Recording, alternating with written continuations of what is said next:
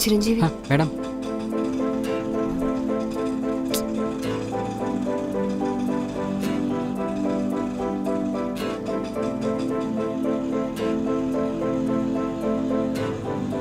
Chiranjeevi madam ఇవాళ నుంచి నువ్వు నన్ను మేడం అని పిలవక్కర్లేదు, జస్ట్ రాధిక అని పిలు చాలు. సరే అండి.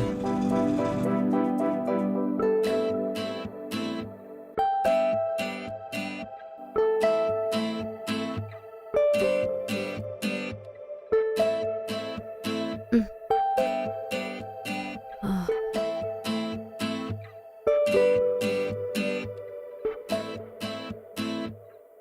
మ్మ్. ఈ టైంలో తను నాకు ఇష్టమని చెప్తే కరెక్టేనా? తను ఇల్లు చూసి చెప్పారనుకుంటాడేమో. అయినా ఇవన్నీ తెలియక ముందు కదా నేను చిరంజీవిని ఇష్టపడ్డాను.